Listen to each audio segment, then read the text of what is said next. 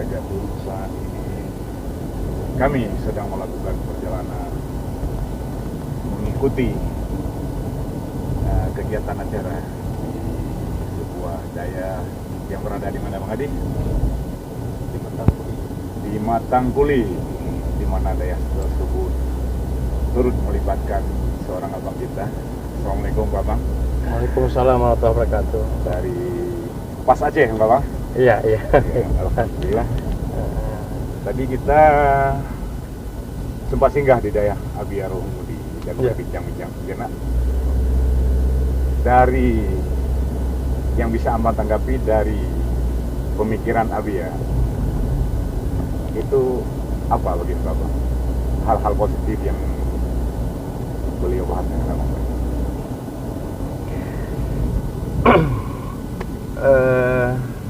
Terima kasih. Tadi sudah ke tempat Abia, dalam arti kata ke tempat beliau, harapannya agar beliau maulah ke tempat dayah yang saya dirikan, yaitu dayah Darus Syafi'i Al-Khalidi yang bertempat di Matangkuli, Desa Gelempang Tuyuh. Namun sesampainya di sana, saya sempat terhanyut.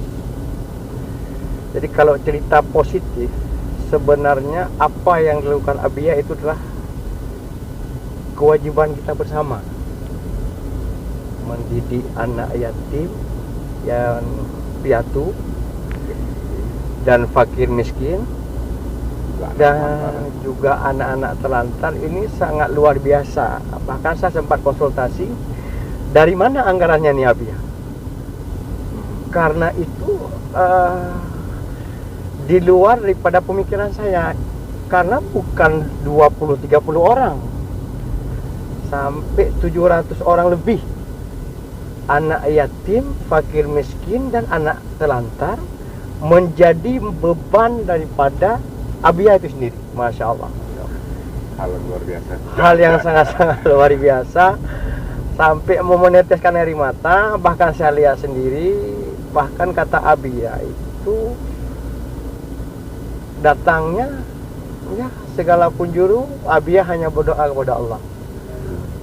Tapi ini sangat luar biasa. Sungguh berdosa lah kalau kita yang punya pemikiran, punya rezeki yang dikasih sama Allah, dan kita tidak melihat Ruhul Mudi,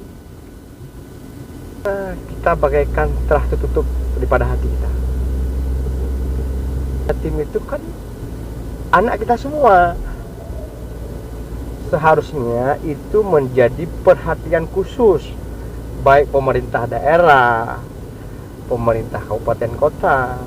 Dan ini bukti nyata, bukan rekayasa, bukan rekayasa, hasil realita di lapangan. Saya di lapangan hari ini melihat, menetes mata, terkejut, dan saya berjanji sama Abia tadi, Abia, saya berusaha sekuat tenaga membantu Abia, kalaupun tidak dalam konteks finansial. Betul. Tapi saya akan coba berdiskusi dengan kawan-kawan. Ini bukan kewajiban Abia loh, bukan Abia saja, bukan, ini kewajiban kepada seluruh masyarakat Aceh. Masya Allah. Dan saya juga nih ya, selaku ketua persaudaraan serantau Aceh yang ada penghubung di Jakarta, kan saya sampaikan, ini di luar perkiraan kita, di luar perkiraan kita, betul, bukan rekayasa. Saya melihat sendiri bagaimana Abia mendidik, bagaimana anak yatim piatu itu menangis minta jajan. Masya Allah, Abia menjadi bapak bagi seluruh anak yatim yang terkumpul di Ruhul Mudi. Masya Allah. Berarti dari saya baca dari sudut pembicaraan Abang tadi, Abang termasuk pemerhati ya, Bang Adi ya? Ya. Walaupun hanya 2 jam bersama Abia. Saya kan tertariknya, saya akan melihat Abia itu di YouTube. Saya melihat perkara Ruhul Mudi sudah selesai. Makanya di Aceh Utara itu menantikan Abia untuk tampil sebagai pencerahan sebagai generasi. Nah, hari ini saya hadir ke Ruhul Mudi. Ruhul Mudi itu belum selesai. harus menjadi perhatian kita semua, harus menjadi empati kita semua, memberikan pemikiran, solusi. Walaupun 1000 itu sangat berharga di Nurul Mudi. Itu yang saya ambil petik dan hasil diskusi dengan Abia tadi. Ini lillah kita bicara, karena Allah saya bicara. Bukan Abia tidak lagi dalam pencitraan, tapi Abia hadir sebagai orang tua daripada anak yatim piatu dan anak terlantar ini. Dan saya lihat, saya bersumpah hari ini, bersumpah lihat dengan kepala sendiri, bukan daripada diskusi orang. Saya melihat benar bagaimana kondisi pembangunan yang memang tidak ada. Perhatian saya mungkin kayak orang lain lihat, karena yang dilihat di YouTube tampilan luarnya saja. Mungkin Abia nggak menampakkan itu, nanti mungkin takut fitnah bagi Abia itu sendiri. Mungkin kalau saya melihat diskusi tadi sedikit, kenapa Abia tidak mencari kemana-mana? Ini kan bukan tanggung jawab Abia, nih Atibia itu ini. Tanggung jawab kita Tanggung jawab kita semua. umat Islam. Iya, berdosa. Kalau segitu banyak anak yatim piatu yang ditampung Abia dan dipikir oleh Abia sendiri, celakalah kita semua. Yakinlah, celakalah kita semua. Makanya pada kesempatan ini, sambilan diskusi ringan, artinya dalam perjalanan ini saya juga selaku pendiri daya, mungkin kalau berpikir bagaimana apa yang dipikir Abia, saya belum sanggup. Masya Allah. Belum sanggup. Ini sangat luar biasa. Saya berdoa Allah selalu memberikan kesehatan untuk Abia. Dan ini bukan sebuah pencitraan. Seandainya ini bukan, walaupun diliput, walaupun ini bukan sebuah pencitraan, bukan. Saya ingin menyampaikan kebetulan saya hadir di situ. Jadi saya minta maaf juga. Sebetulnya kenapa saya ingin meliput tentang Abang. Itu tadi saya perhatikan di sana, Abang begitu serius memperhatikan segala aktivitas Abia baik bersama anak. Sesekali Abang saya lihat menjatuhkan air mata. Jadi saya berpikir ada apa dengan beliau, sehingga alhamdulillah hari ini saya berkesempatan untuk mewawancari Pak Ketua. Dan alhamdulillah akhirnya juga mendapat sebuah baju ya. Dan kami ini lagi berada di mobil beliau. Satu lagi Pak Ketua. Bagaimana ini tentang apa? Santri di situ kebanyakan tidak sekolah. Itu bagaimana kalau kita upayakan mereka bisa bersekolah, kita fasilitasi misalnya sebuah yayasan gitu. Itu kan sangat perlu. Artinya kan ketika Abia mendidik sifatnya bisa memfasilitasi dua hal, baik itu dunia dan akhirat. Artinya anak yatim piatu juga perlu pemahaman tentang dunia, maka perlu segera dibentuk yayasan yang bersifat bisa mendirikan sekolah di situ.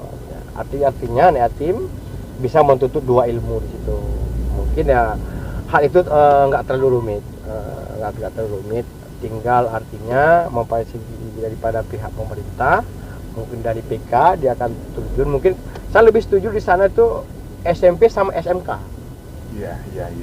Dia SMP itu mendidik bagaimana paham tentang membaca, tentang bahasa, dan SMK-nya tujuannya menciptakan keahlian baginya, skill. Masalah jurusan nanti bisa ada jurusan mesin atau jurusan pertanian itu mungkin lebih ke situ. Artinya mereka kan yang ditampung sama Abia itu kan anak yatim piatu. Nantinya ketika mereka dewasa butuh skill dalam menghadapi kehidupan mereka di masyarakat. Berarti seorang tengku itu tidak ada istilah harus menjadi tengku ya? Usaha juga boleh? Ya, sekarang kan kita kan harus sedikit membuka lah mindset kita, cara berpikir kita. Dalam sepahaman kecil fit dunia wal akhirah itu kan dua itu tak boleh dipisahkan. Kehidupan cara bagaimana bermasyarakat, baik itu cara bermuamalah, bagaimana teknik dia dalam mencari ekonomi, tentu kan perlu ilmu dunia. Ketika kita meninggalkan dunia itu kan kita menuju akhirat, tentunya juga harus selesai dengan perkara-perkara yang memfasilitasi kita dengan Sang Pencipta itu Allah, itu menuntut ilmu bagaimana masalah bab ibadah, hal-hal lain lah yang menuju kita kembali kepada Allah. Menurut Tungku Abang, setelah tadi berkeliling dan melihat secara langsung Dayah Rohul Mudi Al-Aziziyah, apa fasilitas pertama kalau bagi Abang ya, yang harus kita lebih utamakan di Dayah Abia ini? Yang paling utama sekarang ya kan pembangunannya kan belum ada. Belum. Cuman baru satu kan? Kalau segitu muridnya masih duduk ngumpul, Masya Allah, berdosa kita udah bilang. Memang pembangunannya belum ada. Kan baru ada cuma satu. Itu pun belum peresmian. Belum peresmian, belum resmi, Masya Allah. Sedangkan mereka di situ kan ada anak-anak terlantar, anak yatim piatu yang butuh gedung untuk tempat dia belajar lebih nyaman. Nah itulah. Segera bagaimana ya, semua harus berpikir bersama, Mungkin di tempat lain ada juga yang sifatnya yang yatim piatu, mungkin gedungnya udah selesai. Betul. Bahkan lebih duluan siapkan gedung. Bahkan dah lebih gedung. Ini kenapa kita nggak menjadi perhatian? Jadi kalau lapangan semakin, apalagi saat ini kan lagi ramai-ramai santri baru. Itu saya amati ya, di Dayah tersebut sudah seperti apa, tahanan kelebihan kapasitas. jujur saya berkata jujur, para pemirsa yang menonton ini bicarakan Allah. Saya baru pertama nih hadir di Ruhul Mudi dan diskusi, dan apa yang menjadi beban Abia itu sebenarnya itu sudah melebihi kapasitas. Sudah, bukan arti kata kita untuk apalah kalau seorang Abia itu nama dia tenar, tapi orang nggak tahu bagaimana sisi kehidupan di dalam menjadi beban Abia. Saya yakin siapapun yang datang ke Ruhul Mudi, kalau dia masih punya hati, pasti meneteskan air mata, pasti, yakin saya. Ini makanya siapapun yang tahu tentang Ruhul Mudi, mohonlah jangan melihat, hadir ke sana. Saya sudah hadir, dan apa yang saya buat dan pada hari ini saya baru melihat, tentunya akan menyisihkan pemikiran bagaimana berdiskusi dengan Abia nanti, apakah menjadi corong lah, artinya apa yang menjadi beban Abia ya, setidaknya turutlah kita mendoa ataupun ya bagaimanalah memberi suatu masukan yang terbaik bahwa benar-benar hal yang sangat luar biasa. Ini bukan sebuah pencitraan, hal sangat luar biasa. Alhamdulillah, saya pun ini sedikit bongkar aja ya, kalau apa. Ini Bang Adi jangan bongkar-bongkar juga malam ini ya. Cukup kita bongkar di sini bertiga. Abia dari dulu saya pernah ikut sekali dua kali dengan beliau, Pak. Beliau mempunyai cita-cita ingin sekali anak yatim ini tidur di tempat yang layak, di tempat yang mewah. Ya, misalnya bilik yang ada AC. Kenapa demikian, Pak? Pada saat dulu Abia itu tidur, kamar Abia itu bilik juga, bilik santri. Satu bilik santri dikosongkan untuk ruang tidur mereka. Selebihnya itu bilik santri semua. Itu masih di awal-awalnya. Jadi ada undangan di rumah orang kaya. Pulanglah, singkat cerita pulanglah santri ini ke dalam bilik. Mereka berbicara. Nah, mengatakan rumah orang kaya nanti dum tadu ilua lengan minta ilah kama dibantu. Abia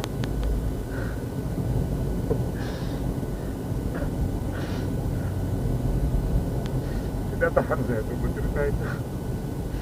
Abia dan Bunda menangis mendengar kisah mereka. Sampai akhirnya inilah cita-cita Abia satu-satunya, ingin menidurkan mereka di kamar ber-AC. Dan sekarang alhamdulillah lewat fasilitasi kawan-kawan di Dewan, beliau sedang mendapatkan satu rumah susun, apa itu istilahnya, saya kurang tahu juga ya. Dipilih, walaupun sekarang belum ada AC, makanya Abia belum menidurkan mereka, belum meresmikan tempat itu untuk mereka, karena Abia belum belum mampu menyiapkan AC untuk mereka. Jadi harapan saya kepada abang, setidaknya bisa membantu kita ini. Insya Allah. Saya juga banyak kawan di DPRA, baik di DPR RI. Mungkin mereka belum tahu. Jadi kita tidak sifat menyalahkan. Artinya para tokoh-tokoh kita mungkin belum hadir. Jadi kita pun tidak sifat menyalahkan. Saya sendiri dulu belum tahu seperti ini. Dulu sering saya bicarakan masalah bagaimana membantu daya sama dewan-dewan, tapi cenderung ke daerah lain. Karena Pak, saya berpikir Ruhul Mudi dah selesai. Karena begitu boomingnya. Boomingnya, terkenalnya dengan Abia. Ternyata Abia sedang berjuang menutupi kesusahan dia. Beliau tidak menampakkan pada kita. Beliau tidak menampakkan betapa berat beban yang ditanggung. Hari ini saya hadir. Saya sampai 4 jam, 5 jam, 4 jam saya duduk. 4 jam saya duduk hanya termenung. Saya melihat Abia langsung menjadi seorang ayah bagi ratusan anak yatim piatu. Karena Allah. Saya itu yang saya pikir. Betapa banyak orang kaya yang seharusnya ini menjadi perhatian kita semua. Perhatian pemerintah. Tapi saya tidak akan menyalahkan pemerintah. Karena mereka itu belum hadir.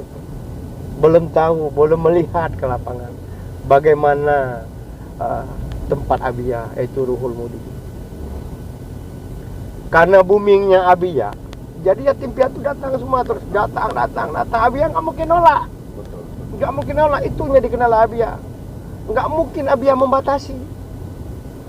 Nah, yang tertuang di YouTube selama ini udah selesai, maka orang yatim piatu datang saling menginformasikan kalau ada yatim piatu ke Ruhul Mudi. Padahal Abia itu udah berat sekali. Berat bukan karena apanya, tempatnya yang belum ada. Istilah kita udah hancur. Insya Allah. Makanya bagaimana ya, tapegah abang bahasa Aceh, tolonglah ke Ruhul Mudi. Itu yang paling inti. Saya nggak bilang harus membantu Ruhul Mudi. Tolonglah Ruhul Mudi. Tolonglah ke Ruhul Mudi. Di sana ratusan anak yatim piatu dan anak fakir miskin ditampung sama Abia. Itu yang pesannya apa ya? Kalau lewat ke Banda Aceh, kalau dari Medan menuju ke Banda, mampirlah ke Ruhul Mudi. Jadikan tempat istirahat kita. Jadikan tempat istirahat. Biar sama-sama kita lihat. Daripada mungkin butuh tempat tumpangan tidur, daripada tidur di station ya, mending di Ruhul Mudi. Berarti abang itu kesan pertama abang. Kesan pertama. Ini yang salah tahu abang. Saya nggak menyalahkan abang karena seperti kata Pak Abang Ketua tadi, tidak mengetahuinya karena kurangnya informasi, minimnya informasi tentang bagaimana bangunan daya. Betul. Tapi saya salahkan Bang Adi Glory nih. Adi Glory setahu saya di Banda Aceh kita ketemu dulu, Bang. Iya, di Banda Aceh. Beliau juga termasuk pekerja sosial waktu itu. Iya. Dan hari ini sudah menjadi pengusaha kayaknya. Kenapa nggak pernah bercerita tentang Abia pada Pak Ketua Pas Aceh ini? Insya Allah, belum ada waktunya aja. Oh, demikian. Mungkin begini ya. Beliau pun mungkin sesak seperti saya. Bukan nggak menceritakan, tapi nggak sanggup kan? Tapi cerita, kalau dilihat diceritakan cuma cerita. Datang sendiri, baru tahu gitu. ceritanya. Berarti Pak Ketua nggak salah juga Abang Adi.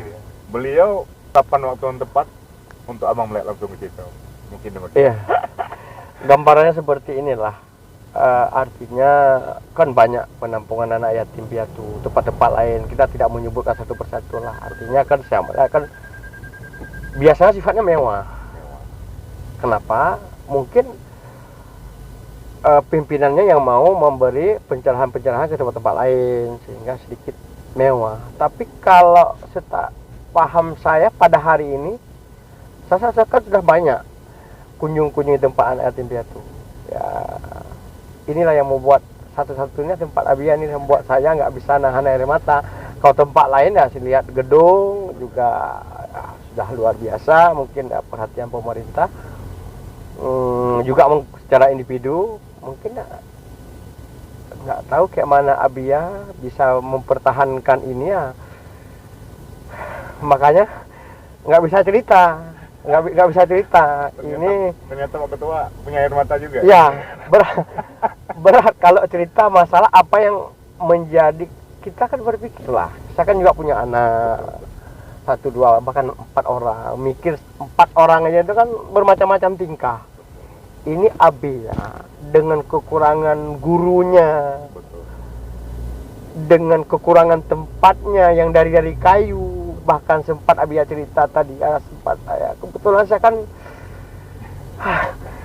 jadi ini benar-benar yang sangat luar biasa. Bahkan saya bilang hari ini kalau saya boleh proklamirkan, bahkan resmi saya pribadi sendiri, kalau nanti saya jadi apalah, Abia itu adalah ayah bagian yatim piatu Aceh.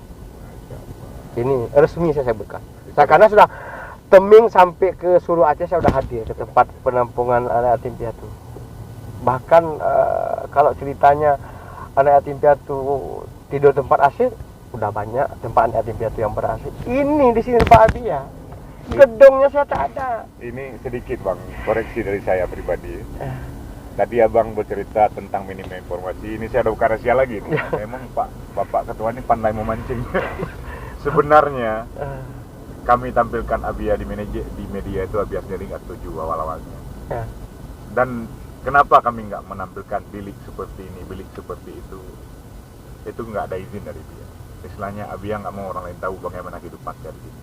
Saya ujar Abia begini pada saya, meskipun tempatku kumuh dan dibangun hasil patukan sumbangan orang lain, disinilah tempat kebahagiaan saya kan. Andai kata hari ini perjalanan dakwah saya dekat, mungkin saya tak akan pernah naik mobil sebagus ini kata beliau untuk saya berdakwah. Cukup mungkin Chevrolet aja, tapi karena permintaan jauh-jauh maka beliau butuh kendaraan yang bagus. Dan saya sendiri juga sering melihat uang tiada harga begitu. Jadi di sini saya mengambil penilaian, ternyata kebahagiaan itu bukan hanya dari uang, Bang. Tergantung sisi kita menikmati. Semisalnya seorang miskin menatap padi di sawah, dia kan senang, Bang. Senang melihat sawah. Sedangkan orang kaya menatap juga sawah, tapi yang ada di jiwa dia risau. Akankah padi saya ini panen? Akankah dikena penyakit? Jadi saya lihat Abia itu udah menikmati. Jadi kalau menurut Abang itu gimana? Sanggup nggak seperti Abia ke depan nanti? Jelas nggak? Bang Adi, sanggup nggak? Kita belajar daripada Abia. Saya cuma bisa sampaikan hari ini, kebetulan ada suatu paguyuban lah, artinya paguyuban Aceh. Kebetulan orang-orang Jakarta yang sudah sukses baik secara keseluruhan di Jakarta itu ada paguyuban, yaitu Persaudaraan Aceh Serantau, yang tidak ada misi politik di sana. Artinya hanya kita bergerak selama ini hanya melihat membantu orang-orang yang meninggal di perantauan. Walau dihantam dengan isu-isu berbagai isu. Ya itu serah mereka, Artinya kita mereka sudah punya inovasi yang baik, memulangkan saudara-saudara kita yang meninggal di perantauan. Dan paguyuban itu hari ini dipercayakan saya sebagai ketua Aceh. Saya pada hari ini hanya sedikit menyampaikan kepada seluruh yang tergabung di paguyuban Persaudaraan Aceh Serantau. Moga-moga lah bisa dilihat pembicaraan saya ini. Artinya kalau pulang ke Aceh, ada anak Nabi di tempat Ruhul Mudi. Bukan satu orang, ratusan orang yang ditampung dalam kondisi tempat yang tidak layak. Dan hasil diskusi saya dengan Abia menolak nggak mungkin. Meminta pun tidak mau. Itu. Makanya saya coba siapapun lah hari ini, bukan konsep sebuah pencitraan, karena saya juga bukan seorang dewan. Dihantam dari belakang. Nggak apa-apa. Coba. Oke, saya siap turun.